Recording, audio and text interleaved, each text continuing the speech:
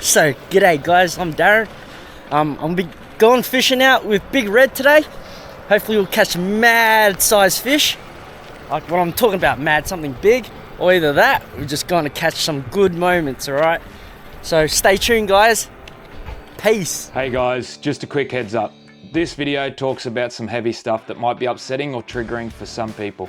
If that's the case for you, please take care of yourself and feel free to click away if needed. I've also dropped some hotline numbers and support resources in the description below if you need someone to talk to. Just remember, you're not alone.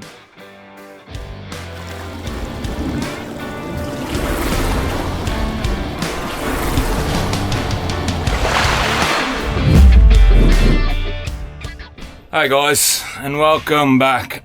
Today is our first veterans video that we're shooting. I've actually got two gentlemen on board down here. I've got Pete and I've got Rod down the back that's just giving the esky a bit of a wipe down because he's going to sit on it. But we're going to head out today guys. It's about 4:30 in the morning and we're going to head out to a new spot. Now the other day I put on our socials that you should head down to Mossop's tackle shop down at Cleveland because the guys down there give a lot of sound advice and they're really great with all their specials. Plus Pete is just an amazing bloke himself. So went down there, told them what we're doing this weekend, and they've actually one of the blokes that works there, Luke, has actually given us a few GPS marks that we're gonna go try today and told us how to fish them and everything. So hopefully, fingers crossed, we can get something decent for you guys to watch. Well anyway guys, we're going to piss off and head over the bar, so we'll talk to you later.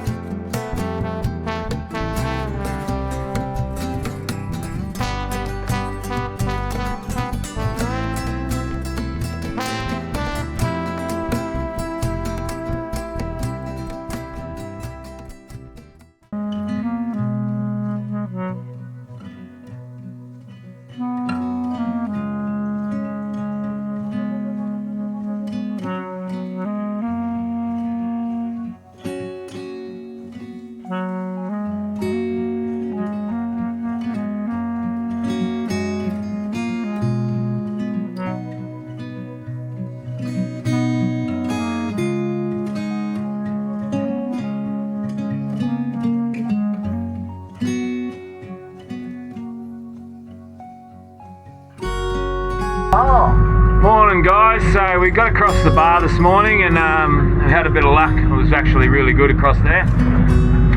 We've stopped at just off Shag Rock to grab some live bait, which we did really well. And now we're going to go down to where we're fishing down at the cathedrals, well south of the cathedrals, and hopefully we can get some decent fish for you. Alright guys, well enjoy the next part of the journey, eh?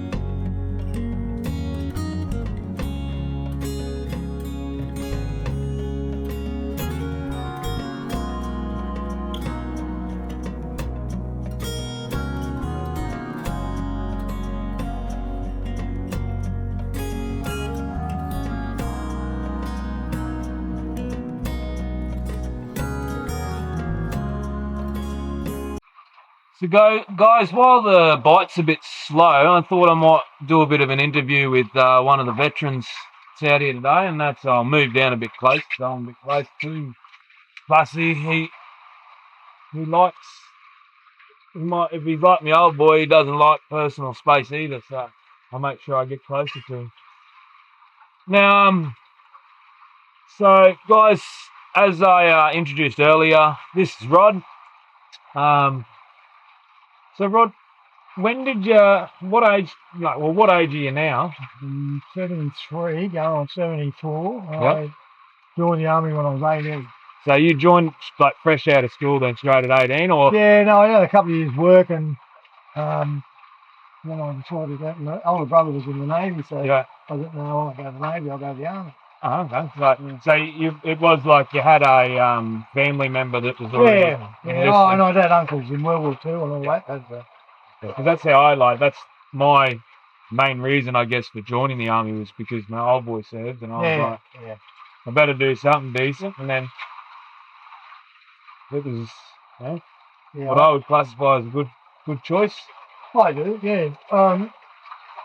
So what? I'd grown up listening to one of my uncles in World War II talking about what happened over there and that, and I had another one killed at in Borneo in 1945, and I always felt I should go over and visit his grave, so I thought, have a look at there. So you joined the army. What did you join as, infantry or? Yeah, we were put in a room and we were asked, first and second choice, what do you want to be? And I had first choice infantry, second choice armoured corps. Well, if you ask first choice infantry, they'll go You guarantee? Because they need a lot more grunts than they need anything else. Yeah, that's true. I couldn't just picture myself being anything else. I remember at rookie training, one guy got posted to catering corps, another guy got posted to medical equipment. And they were both going to jump the fence and take off, because one bloke said, well, I don't want to be a cook. The other guy said, well, I don't want to be a medic. Anyway, what happened was they ended up letting them swap. One bloke said, well, I don't want to be a medic. The other guy said, I don't want to be a cook. So they swapped them. No, we never had that. We had, you went in for your IET training, but you go in for your initial interview, and in your initial interview, that's where you pick what your preference you wanted to have. But then if you picked infantry, I hadn't even given it a thought that I could be anything other than infantry. If they'd set me to average course, I could be a cook. I had to do something with my hands. That's my thing there. Couldn't handle not being able to just be outdoors and try to enjoy a bit of life. I like growing up in the bush, chasing, hunting and things and squirrels and things. Because you're living up at Thunderbird now. Yep. So you're up there. Where were you originally from? Well, that's where I'm from. So originally from Bundy? Yeah. And then you said you went overseas. Now I'm only guessing that I'd be right on this by saying one of them would be Vietnam. 19. You had to be minimum 19 to go to Vietnam. And I think some sailors got over there at 18. We all had to be minimum 19. Yeah. And I did corps training, and then they posted me to the 3rd Battalion. Yeah. And I got weeks, what do they call it? Pre-embarkation leave. Yeah, a week pre-embarkation leave. I went home, I got to a street fight and broke my bloody hand on the next door.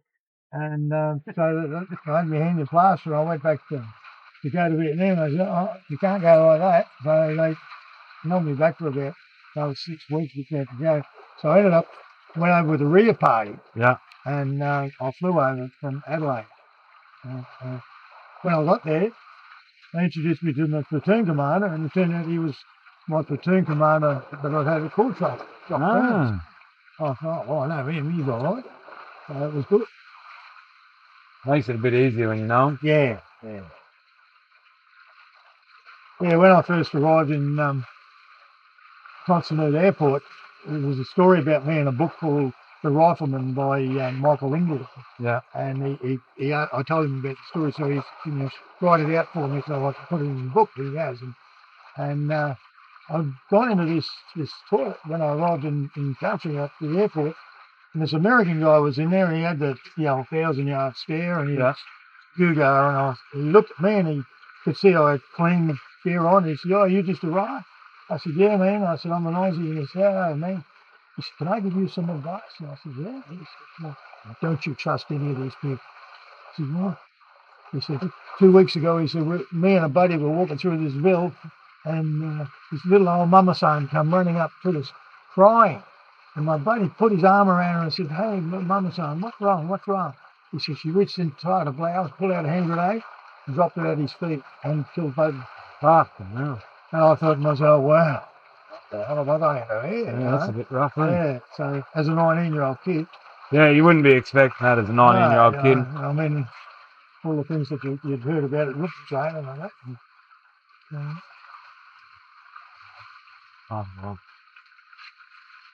So how many trips of Vietnam did you get? Well, I did two. I did a full tour with the 3rd Battalion. Yeah. And then when they came home, the 4th Battalion was 100 men light, and they, instead of sending 100 young blokes out from Australia that had never been there, they asked for 100 volunteers from 3RA to stay beyond 4th Battalion.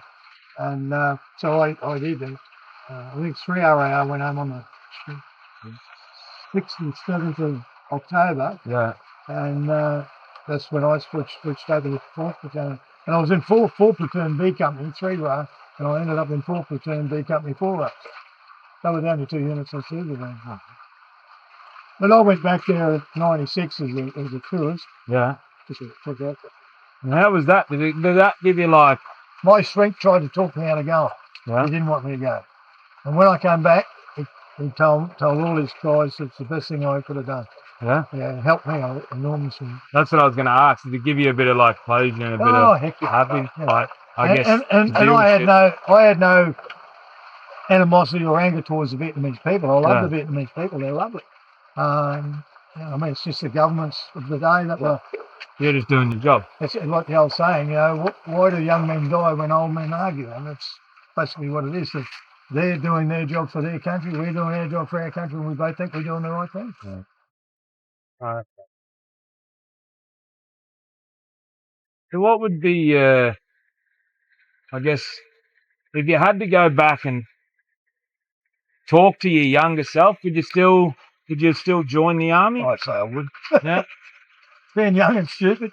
Yeah, it was an adventure, and all that. It was. I think that's where, like, for myself, where it took over. It wasn't. Excitement. Yeah. It wasn't that you're in the army as such. Like, that was definitely gave you a sense of pride and a place to belong. When I first got over there, because I didn't train with these guys. Yeah. I went over as a reinforcement, and they didn't know what my capabilities or anything were. So I had a little bit of trouble fitting in to start with, and then we had an incident, and we needed a new forward scout, and no one wanted to do the job. So I put me in, and I said, "Oh, look, I'll have a go at this," and I thought I'd get a bit of respect from those guys, and that's what I ended up becoming a full-time forward scout over there.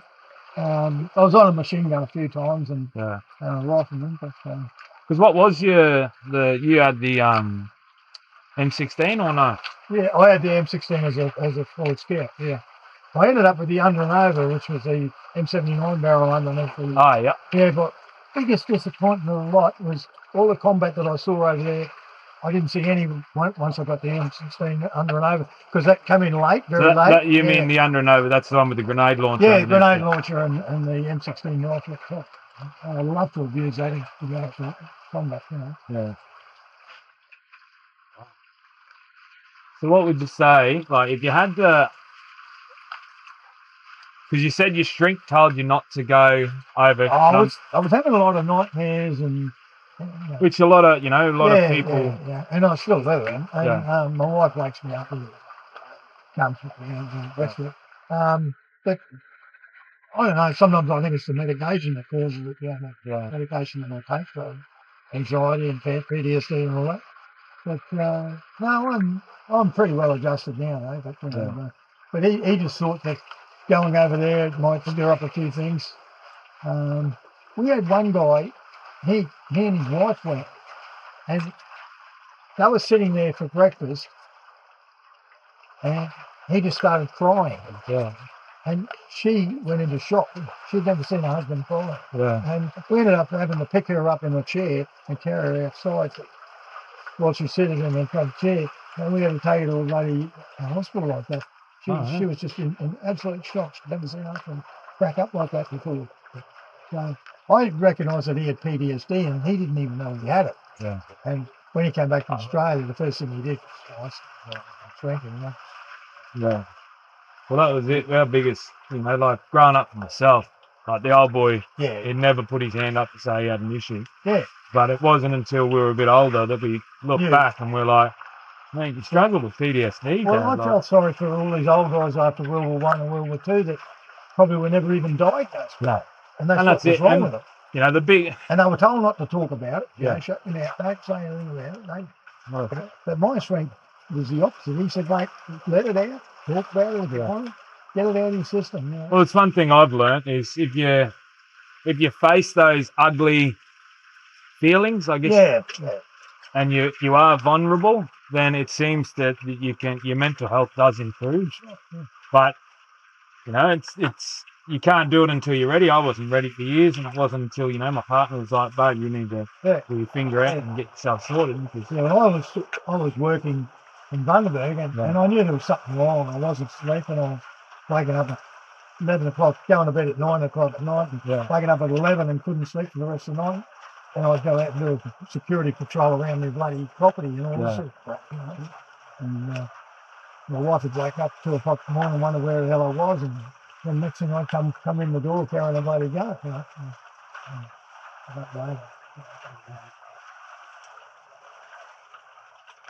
It was, as I say, if I had my time over again, I'd probably still do the same thing. I believed in what we were doing. I believed what we were. Well, see, that's the like for those out there that don't all haven't known the whole history. When all the vets got back from Vietnam, they were treated I would say disgusting. Okay? We were ordered not to wear our uniforms in public. So they got treated like shit. They got spat on. They got abused, all because this movement come in, and it was they're against it. I had my bung out. That's right. Pick it up. But and so a lot of them got treated like shit, and so you could imagine, you've just been away from your friends and family for an extended period of time, and then you get home and you've thought you've done what the country wanted and shit like that, and you're doing your job, and that's what they get paid for, and then they're risking their lives like no other prick back here was putting their hand up to go overseas to possibly not return, and then they get treated like trash, and then you sit there and you're like, well, I look back on it and I feel disgusted, because if that's, they're the guys that, everyone says it's a joke, but they're the guys that, went over there and kept our country safe, and they got treated like shit, which is just atrocious. Well, I got home in December 71, and it wasn't until 1987 when they had the Welcome Home Parade for us in Sydney that we really sort of felt like that's 11 years. Yeah, it took a long time to come it, but I think that did a lot for a lot of guys. I wasn't going to go. My wife at the time, she took him going over into it, but I wasn't going to go. I guess, one of my questions, because, for myself, you'll make those friendships when you're in the army and you just can't break. My best friends are all still guys that I've seen. Yeah, and that's what I was about to say. Yeah. Like, you still, clearly you still talk to guys to serve with, because Pete's here. But, no, we have reunions every couple of years. And, do you find them beneficial? I do, I do, yeah. I know some guys don't go to them. Some guys just want to forget about it. Yeah. One of my sergeants had never been to an Anzac Day parade. Yeah. Hadn't been to a reunion, and then somebody talked him into going. Now he's one of our organisers. He organises all the. It's funny how you take that little step, and they might be. It might be the fact that they're worried about bringing up emotions or something like that. And that's why they don't go, and then they go and they realise it's really good. Yeah, no, he loved it. Like, oh look, I know it's good because the old boy raves about it. Even the mum, she loves going down. So. I think the last one was down at Tweed. They loved it. Yeah, that was in November. Can you hit the top one to manual? Yep. Well, one of the guys that was in my platoon over there, Wilco, his wife died on bloody Christmas Day. And Yeah. they'd just been to that bloody reunion 6 months before.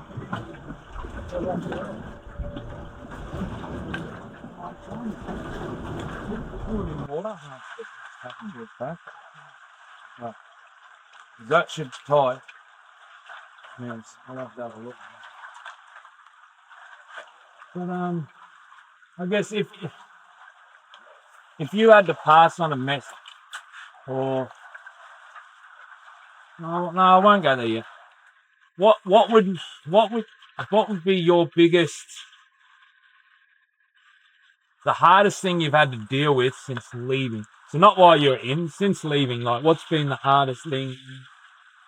A lot of times I get embarrassed badly when somebody lets off a balloon or a loud noise and I absolutely shit myself.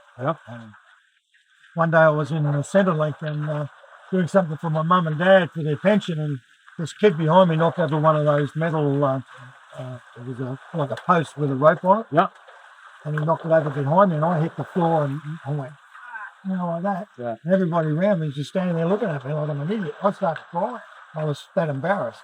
And I just ran outside, and one of the guys behind the counter knew me and he knew what the problem was. That I found that very embarrassing. And it still happens to me today. Just a loud bang. The other day I was in the jewellery shop in Bundaberg and some idiot front squealed his tyres real loud. I almost knocked all the shit over behind me. I went back like that to get out of the way. I think it was an RPG or some shit. Just your mind. Oh, you still got it. Your brain's still in. Yeah, you're still alert to danger. That's it. You're hyper vigilant. Yeah, you never get rid of it. No. And being a forward scout, I was walking through the bush and I still look for the first place to dive for cover if necessary. 55 years later. I think That's it. Like, I'll go out to, we'll go to a restaurant and I always put myself so I've got two access and I can see everything and there's nothing behind my back. Sit with your back to the wall. Because otherwise I have a fuck. And you notice that with other guys. You go for a meal somewhere and you see them all looking for that good spot to sit. Alright. Well, we might fuck off and try for another drift. I might go out a bit deeper. We'll bring these lines in and get to 50. We'll go out to 60, I think. This is embarrassing, mate. Now you can have a beer, Pete. He drank the beer before he even caught it.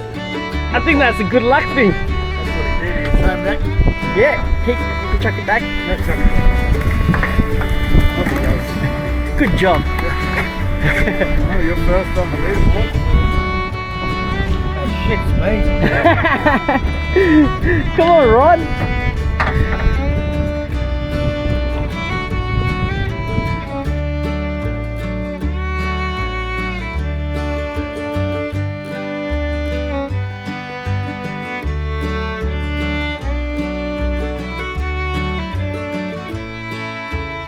So, I guess, like, between us, we know the role of an infantryman.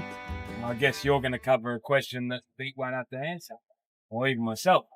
But I guess to the people out there, he's getting lots. To the people out there, so like, what was your rank when you were in the army? Baggy ass. Baggy ass. Private, buddy. Private. Right. And And you just, I guess, you stayed private the whole time, or? Yep. Oh no, I made Lance Cook. Oh, you made Lance Cook? Yeah, I knocked it back actually. I was selected to go to officer cadet school from crew trade. Oh. And they marched me up to the CO and said, look, because your education standard and rah, we think you should be going to officer cadet school at Port Seal. I said, yeah, officer, I'm going to go to Vietnam. Yeah. That's as far as I've sort of got in that regard. And then they offered me rank once, and I knocked back. I didn't want to be a bloody NCO. Yeah. Anyway, in the end, I had to take it. That was as far as I went. So you went so you got in just before you went, like when you were 18. Yeah. And how long did you end up serving for? I only did the 3 years. Oh, yeah. I was about to sign on for another 3 years. Yeah. and I'd actually gone to intelligence, and they were going to send me to do a language course down in Victoria. Yeah. At, let's see, what were they finishing with? And we had to do a two-year study. Yeah. Language. I had to choose Russian, Chinese, Indonesian, and Japanese. Yeah. And I was going with Russian at the time. And what happens is when you finish your time, they send you over to an embassy and you sit there and you go and have coffee in the street and make it you don't speak the language and listen to all the conversation around. Huh. Anyway, as I sat down to sign the papers, I was just about to sign and I saw it had 6 years there. I said, oh, hang on, sir, I only want to sign for 3 years. I said, no, 2-year course. We've got to get at least 4 years out of you after that. So got to sign for 6 years. And my missus didn't want to go home. I get it. So I pulled the pin. I regret it. Yeah. I actually thought about getting back in about 10 years later, and a mate of mine was in army recruiting. Yeah. And then the van pulled up at in Bundaberg, and I got a message that there's some bloke down at RSL asking about that. Yeah. So I went, how about that? And this fella rocked at the Kelvin, and he was in your bed. Yeah. And I said, oh, yeah. So I went and had a few drinks. And he said, actually, no, I'm thinking about joining back up again. He said, how long have you been out? I said, oh, 10 years. Do it. He said, you'd hate it now after being out for that long. Yeah. It's all changed. And well, that's, even like from when I joined to when other people that I'd met through my time in the army, they were telling me how much it had changed and how different it was. And I'm like, well, why are they doing that? Like, well, they're making it easier. Well, that's it. That's what they were all saying. They just said it was way easier. Yeah. They're getting yellow and red cards to. And you're not allowed to swear at the church if you're in. That was just a joke. Yeah, you can't call them. Say you are a dickhead and all this. You can't say that at all. Good man, mate. That's a different world, mate. Different world.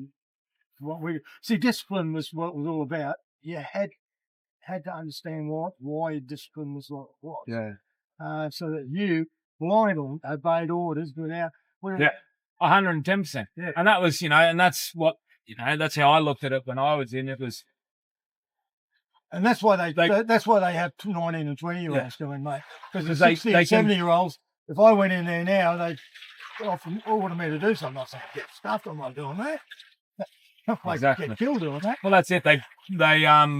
They break you and bend you to what you need to be a really good soldier. Yeah. And given that Australia's got one of the best defence forces in the world, so they're doing the right job. Yeah. If you had to look back, because I always hear, stupid, crazy stories from the old boy, but if you had to think at the top of your head, what would be one of your best stories from when you were either deployed or even when you were at home? Geez, I had dozens of just trying to think of a couple of good ones. One at core training. Yeah. Before I went over there, we had a guy that was called the Phantom Basher. Yeah. He used to sneak over, and armed guards would be walking around, and he'd jump out and grab them and bash the shit out of them. Anyway, they ended up catching him, and he was an officer from across the other side of Ingleburn at the SIGS thing or something. But we were ordered not to. We weren't allowed to carry rifles with bayonets. So they issued us with baseball bats. Anyway, I was walking around this night, and it was 2 o'clock in the morning, freezing cold in August in Sydney. The next thing, I open up this door, and there's a big heater room for the officers to dry all their clothes. Yeah. It was like a laundry. And I went inside. It was magnificent. It was so warm. I was like, oh, Jesus, nice. And there was a big pile of bloody clothes there. So I thought, I'll just stay down here for a while. Next thing I lay down. Next thing I know, I was sound asleep. The next thing, the door opened up and this officer coming in. 2 o'clock in the morning to do his wash. And I'm shitting myself. I had a helmet on and a big great coat. Oh, you're on guard duty. Yeah, I was on guard duty. Yeah, you're not meant to be in there having sleep. Shit, no, I was on guard. Yeah, I had a baseball bat as my weapon of choice. And this guy spent about 2 hours. He's whistling, singing, and doing his washing. He's having a great time. and I'm hiding in the corner with all his clothes pulled up around me. And he didn't notice He you. never, if he did, he didn't say a thing. He never hell. said a word. He just toddled off, and I just went back and reported in as usual. But I was about half an hour late. No, I've never got that. That was hilarious. But we Would have had some great times in Vietnam in that regard too. Towards the end, we used to climb under the wire. Am I allowed to tell the story? Yeah, mate. Yeah, we used to climb under the wire and come out through an American R&R centre next to our one ALSG in Bangkok. Yeah. And there was a brothel next door called the Beach Club. And we used to go out there. We usually go over there about midnight and come home about 4 or 5 in the morning. You cheeky buggers. And, one night, this mate of mine, Callahan, and I were in there, and next thing, these two American MPs come in. One was a big black American, about 7 foot tall. Anyway, I raced into the back, and I'm banging on the door. Callahan's in there with a girl, and I said, "Callahan, get out here quick! The MPs are here." And he said, "No, piss off, leave me alone."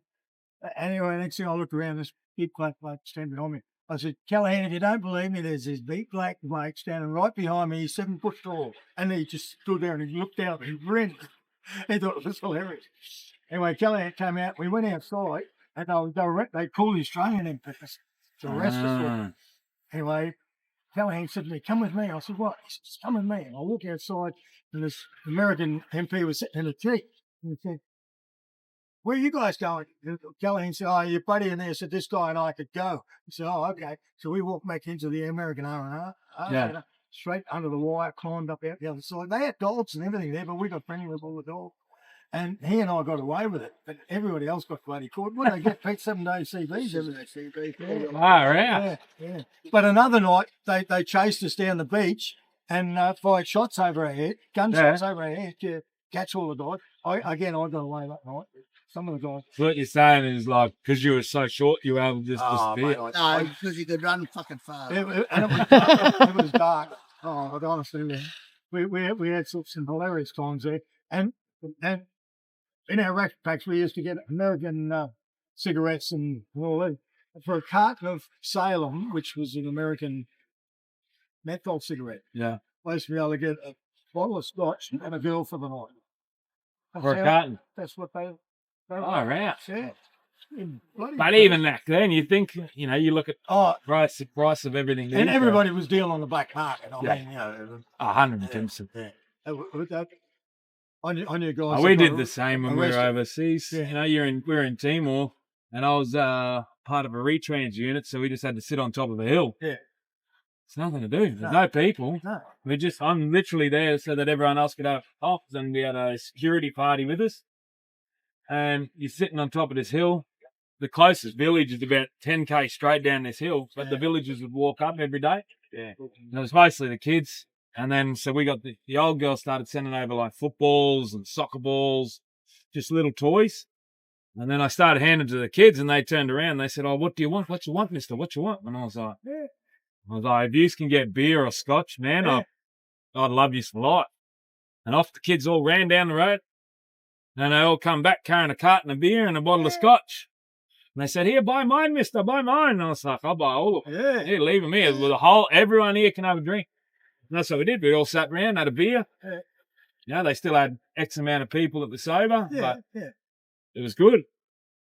It broke up that mundane just sitting there listening to a radio or just looking out over absolutely nothing, because no one ever came up. And it wasn't like we're at war. Yeah. That's right. So I was like, oh, well. No, I've got a couple of really good stories. They're more about coincidences, amazing coincidences. I was in a battle at the 7th of June 1971 called Long Khan, or Operation Overlord. And I was about 10 years ago. I was in a swimming pool in Bundaberg doing water aerobics. This other guy was in there with me, and we were talking about his grandfather was in World War One, and the Sheba, he charged the lifeguard, the horses all. And I said, yeah, World War One. I said, you only ever hear about Gallipoli and World War One, and Yeah. Vietnam, you only ever hear about the Battle of Tonkin, you only hear about the Taliban. And I said, I was like, man, I haven't ever heard of it. Then he said, I know how it come up, and he said, you don't mean Operation Overlord? And I said, yeah. He said, I was there. I said, oh, Barney, you weren't there. I said, I know every guy that was there, Yeah. And it was my company, Bravo 3 that was sitting in. We had a whole American Armoured Division around the lined up along one river. The rest of the 4th Battalion was a blocking force, and the rest of the 3rd Battalion was a blocking force. Yeah. They flew us in by that's what they call helicopters. The helicopter. Up on the helicopters. Yeah. And when we jumped out, if I'd gone that way, I would have ran straight into the enemy bunker system because it was about 30 metres inside the jungle from where we landed. Oh. But we went that way. And as I jumped, I hit the ground, a couple of grenades jumped off, and I bent down and I was picking them up. And next thing I say, line up yard, dude, yeah, fucking yeah, get in that scrub, yeah, because I was throwing them up. Yeah. Anyway, I left 2 grenades that night. Anyway, years later, I rang him over in Western Australia, and I said, remember that time at Long Tail? I said, I jumped out of the chopper. I said, kicked you up the arse. He said, was that you? He said, I always wondered who that was. He took me in that before. But look, anyway, Barney said, no, mate, I wasn't with you. He said, I was sick attached to the American Armoured Division that was lined up along the other side of the river. And he said, this officer, this captain said, hey, man, some of your guys are in some deep shit. And he said, I can get you some B-52 bombers out of Guam. I can get you some Phantom jets out of Fan Rang Bay, or I can get you some Huey Copper gunships. And he said, send in the Huey Coppers. And I can still remember that fight. These 2 Huey Coppers had a 2-hour fight. Yeah. Behind each other, not beside each other. And they're very narrow. And these things come in, and I looked up, and I'm going to stand up and cheer because we all shit there, so I thought we were going to get wiped out. And we'd had artillery called in all night long and things, and just non-stop. Yeah. And you couldn't hear yourself bloody thing. And then we had this helicopter shot down, and pilot Dorgan was killed. That was really on top of me. And anyway, I turned to Barney in the pool, and I said, Barney, on behalf of my family, myself, and all my mates, thank you. And he burst there crying. He'd never sort of been thanked for it before. Yeah. But the biggest coincidence was the Ford Observer was shot between the eyes, and he was a lieutenant mate. He was named this. Yeah. And the guy that took over from him was a bombardier called Bluey Marr, and Bluey Marr got the military medal for what he did. He took over the two-way radio and kept on calling in artillery all about it. This bloody mate of mine down in Victoria, Cliff Fletcher, I rang him and said, I told him about this bloke telling me the story about the sending in the Huey Coppers. He said, I was the one that sent in the Huey Coppers to you guys. I said, mate, how weird was that?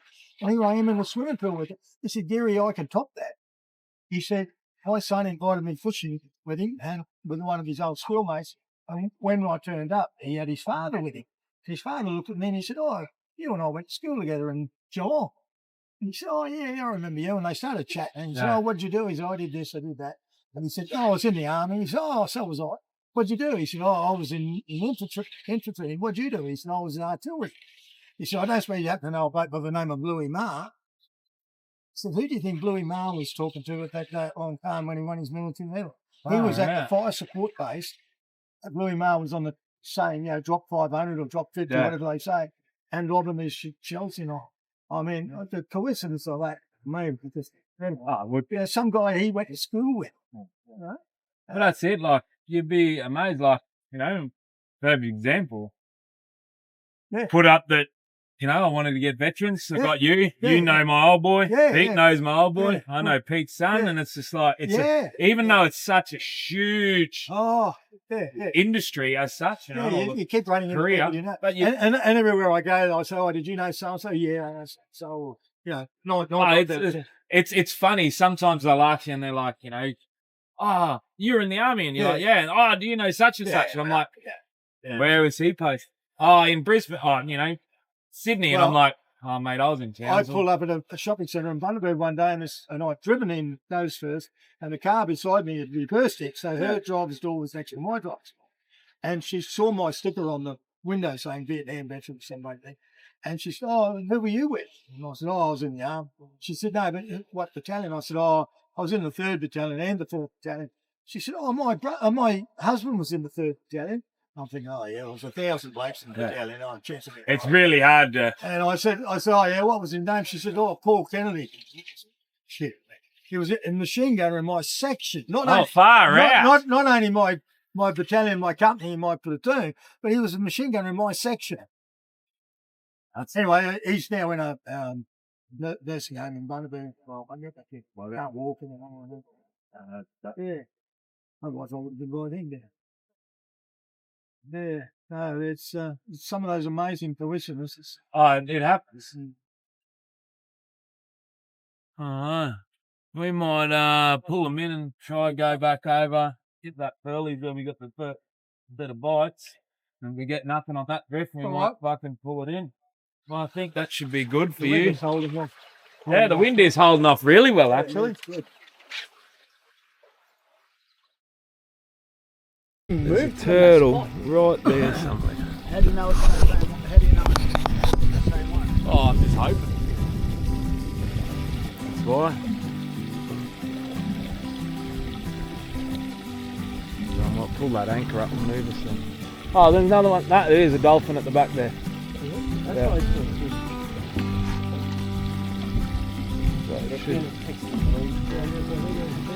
Nah, they're pretty cluey, eh? They won't take it.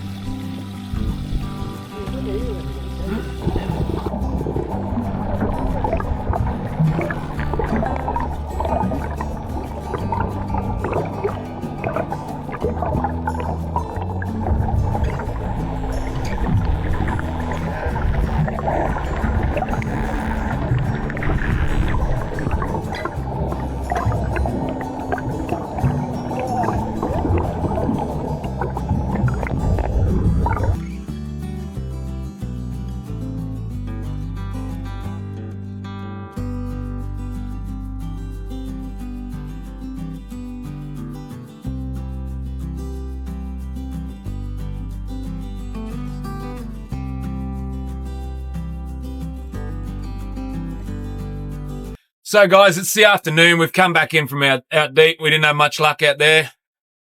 We're only catching small little pinkies in here, or squire.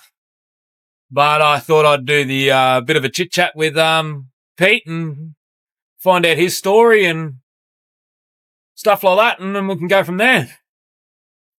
So Pete, you served with Rod and my dad in Vietnam. For starters, like, how old are you?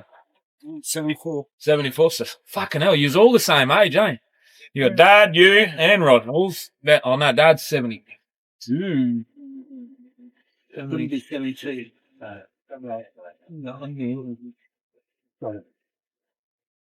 Mum's 5'2", he's 5'4". 54. He was born in 54. No. Yes. Because, yeah, he's younger than Mum. Mum's older. I know Chris Burgess is younger. I'm one of the Well, 54. If he was born in 54, then that puts him 16 in 1970. 71. Yeah, I know, but it's 16 in 1970. Yeah. He wouldn't even been in the army. No, maybe he's not. Maybe he's 5'2". Yeah, I reckon that's it. Yeah. I know.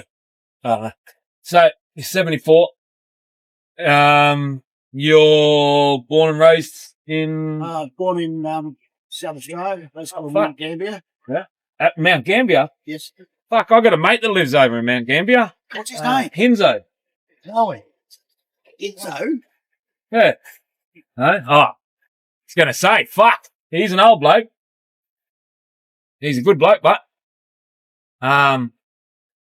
So you private just like Dad and Rod? Yeah. Or do you go Lance Corporal or just straight up digger? And you were infantry as well? I was infantry. So there you go, I'll ask the same questions. So if you had to tell your younger self, would you have still joined the Defence Force or? Well,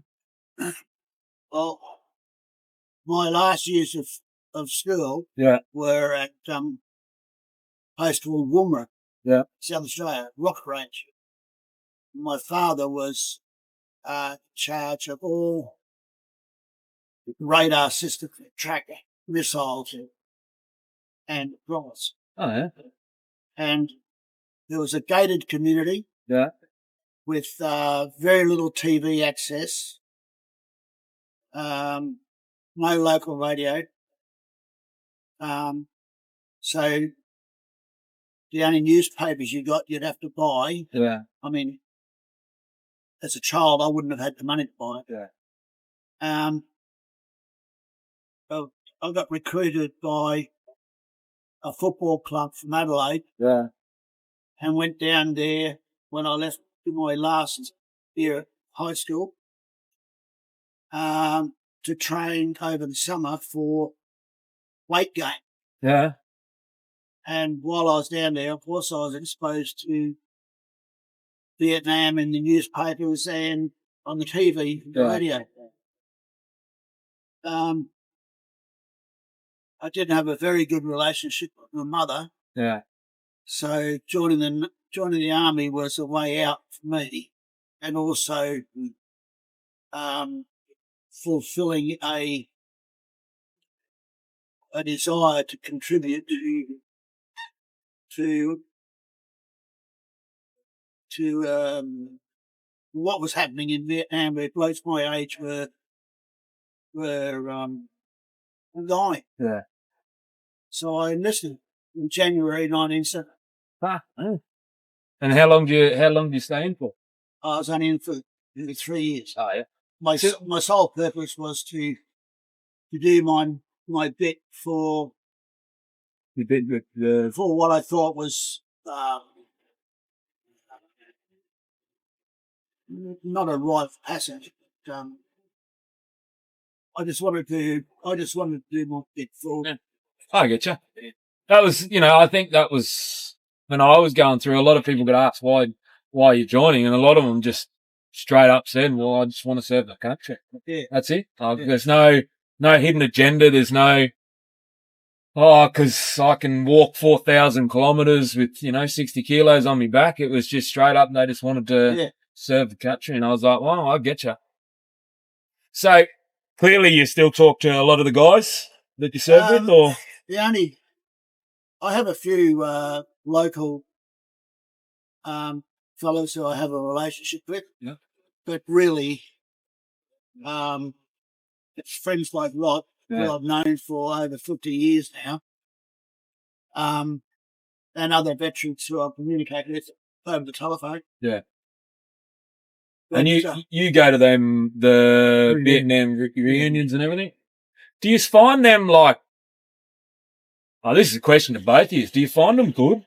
Yeah. Is it more like it's good because you get to see these guys? You get to catch up with them and you get to. And you suddenly realise they're old men and I'm still only a young fella. Yeah. No. Yeah, it's good to see how we've all aged. Yeah. How we're progressed. Oh, look, you're joining us as such, That's right. When you're going over, use your kids when you went to Vietnam, really, your kids. Right. Your teenage kids. You're 18, 19, 20 years old, max. And then now you've got your own kids of your own, and next minute you're like, well, holy fuck, that's a massive. I look at 19-year-old kids and think, I was in Vietnam when I was 19. I can't imagine that kid. I still believe. He's a child, I still believe, and it's, I might get a bit of slack off you guys for this, but it's too young. I think that every kid that when they finish school, they should do like a bastardized IET training. Oh, yeah. Because not only does it distill confidence, self-esteem, it gives them, discipline, right? Yeah, discipline, and, they can handle a bit of. I'm all for bringing back in national service. Yeah. I mean, just even if it's only 6 months or something, at least give them some basic training. Yeah. And it's the mental stimulation that comes with it. Yeah, I totally agree. I remember when we were in the army, one of the blokes wanted to start up a boot camp for the naughty kids. Yeah. But make it like it's pretty much like army. And I was like, that's a great idea. But then the amount of red tape and all the other shit he had to go through, he's like, it's not worth it. And I was like, yeah, I get you. And then, so what would, like, is there any, like, so when you went to join, no one else in your family was military or? No. The father was a tin miner from the west coast of Tasmania. Oh, yeah. And he tried to enlist, but was refused because the tin was needed for the war effort. Makes sense. And when the chap just got to New Guinea, he was able to enlist. Yeah. And he wanted to become a pilot, but the length of time to training was too great, so he went into radio and radar. Hence why it's the job, missile stuff. Yeah. Oh, yeah, that's different. He was still in the Air Force at the time I was born. Yeah. But then retired from the Air Force in 1966, 65. Yeah. It might have been 1960. And we went to Elizabeth in South Australia, where father had worked with the weapons researchers that just went out at Edinburgh Air Force Base. Is that Virginia? Or no? No. Near Salisbury. Salisbury, yeah. The RAAF. RAAF. You know what? I did radar bases in there. We put double cemented concrete, sounding so no one can hear what the radar room was and stuff like that. So I worked on that place. Yeah, well, my father was there for 1960 right through until about 15 years. They call it the DTSO right now. So defense something, I forgot what it was, but it's for listening for spies and stuff. Yeah. Yeah. Yep. Well, there's a American radar listening post at Alice Springs. Yeah. Yep. Yeah, Pine Gap. Yep. Yep. Yeah. But so what would you class as your biggest struggle since getting out? What's been your biggest turmoil? Anxiety. One. But some of it's due to my service. Yeah. But a lot of it, a portion of it was due to the way I was raised, where you was always in fear of our mother's wrath and fear of failure after Vietnam, because we pulled out before the job was finished, and I returned to my studies, and couldn't handle the stress of knowing that I had the potential to fail. So I checked in after 2.5 years. Yeah. On advice from the Pat Hospital. Yeah.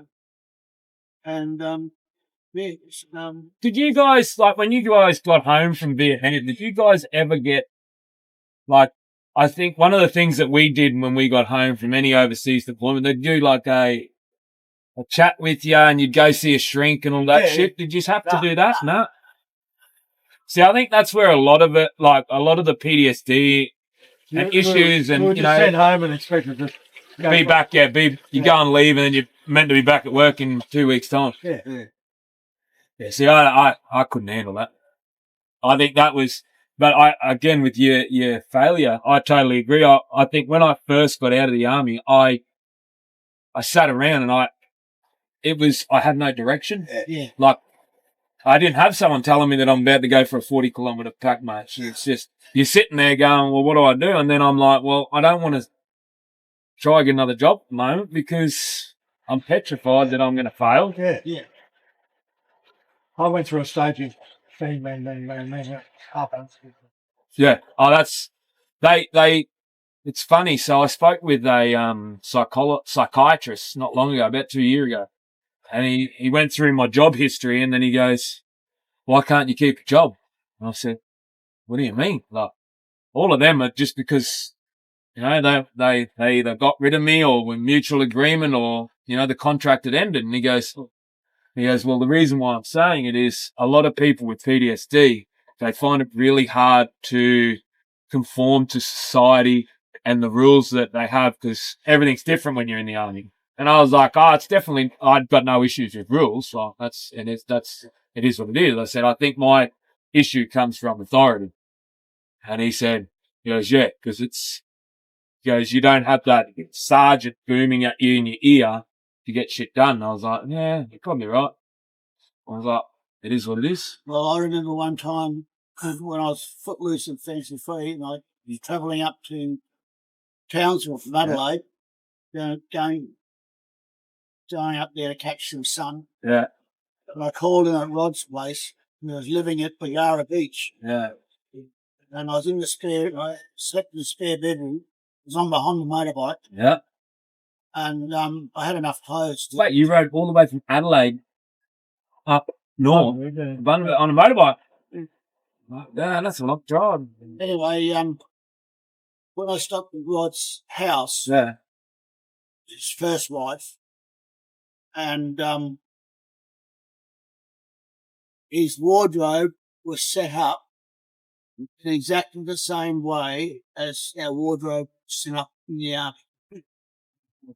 All his shirts were cuffs were rolled up, 4 fingers high. Yeah.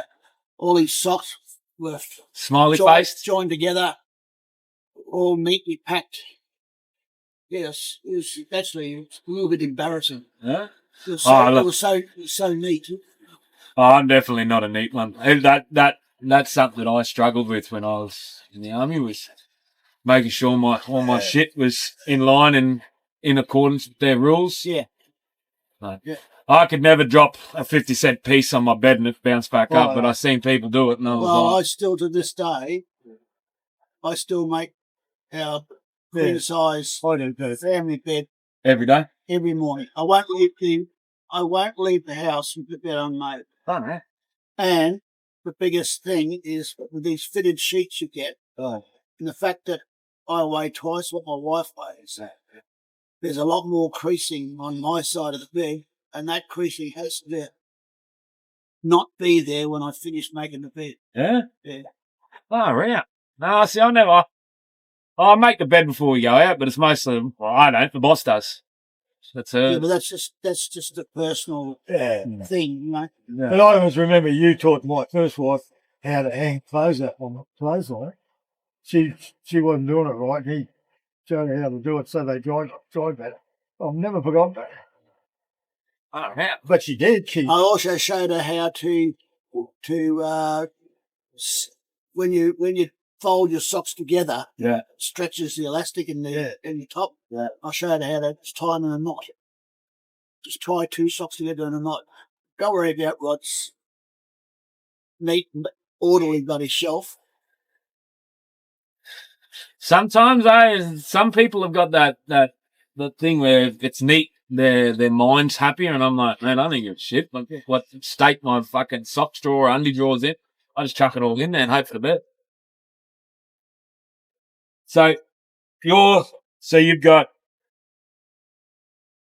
went over to Vietnam 2 tours or just the one? Just the one. And then you were infantry. We were the last battalion there. Yeah. Oh, okay. So 4 was the last. We came home in December 71. December 71. I think we got home on the 17th of December 71.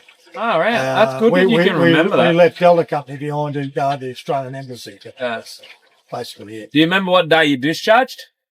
I do. Yeah. Do you remember what day? Oh, that's the only date that I can't tell you when I enlisted. I know the year. It was roughly around my birthday, and I think it was 23rd of May, 1973. Mine was the 13th of January, 1973.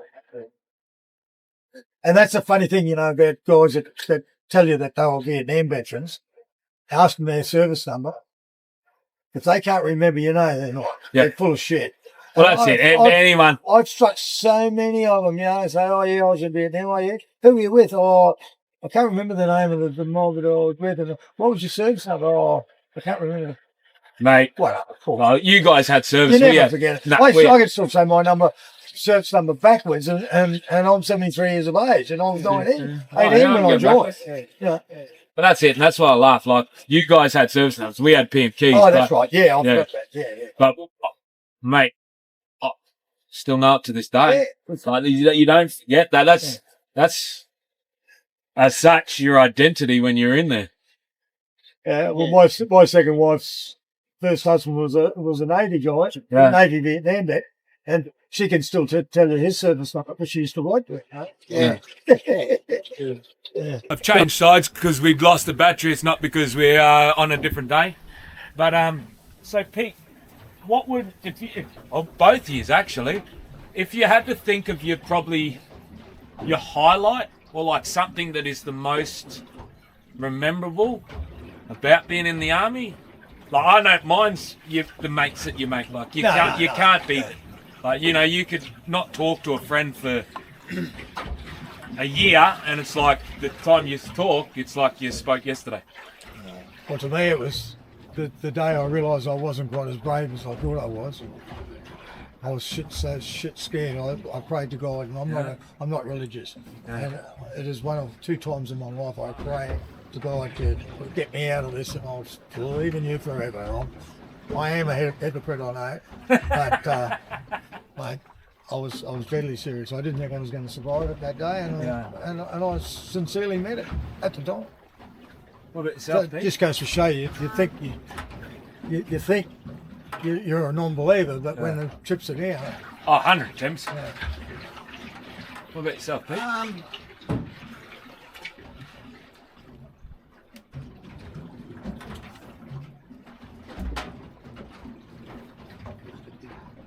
I honestly don't know. it wasn't you that pissed over the RSM that time, was it? What? Pissed over the RSM. With me? Yeah, somebody pissed over the thing under Wally Thompson from Townsville. I think it was. I don't think it was you. No, it wasn't me. He's like, fuck, I wish it was, but no, it wasn't me. Alright, so guys, I threw it out there and I asked, next time I'll ask you guys, but this time, because I didn't have much preparation, well, I didn't have a video out, so I couldn't ask anyone.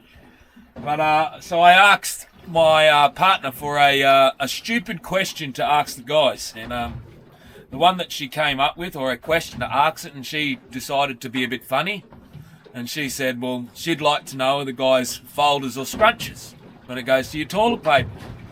So, what are you, Pink? Folder.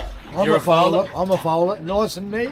Nice and neat, Don't- both folders. You don't use too Far much out. toilet paper. Don't waste the toilet paper. No, I'm a scruncher like there's no tomorrow. Get a handful of it, Yeah, squish it all together, and off you go. Scrunches, you can't even bloody flush it down after. You just got to give it a couple extras.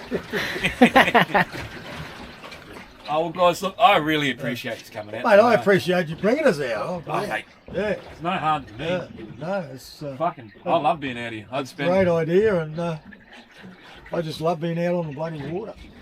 Firstly, guys, that was today's first Veterans Day, and I want to give a massive thanks to Rod and Peter for being a part of it and coming out and sharing their stories. And trust me, some of the stories that have been told off the camera are even just as fucking amazing, but not everything can go on camera. Guys, I hope you liked the episode. I hope this reaches other people out there, and I guess the only message that hasn't been said that I'd like to say is, guys, if you're ever struggling, like, there's numbers. I'll pop them up in the description below. Give someone a call. The worst thing you can do, I know it might seem like the only way to get through the pain, but you leave a lot of pain behind as well. And it's not the best of all circumstances. So guys, if you ever need help, even send me an email. I'll fucking reply. Well, I will reply. But don't go down a silly track because it's not worth it. But thanks, Rod. I really Thank appreciate you. it. Thank you very much. And thank you Really very much, appreciate Pete. it.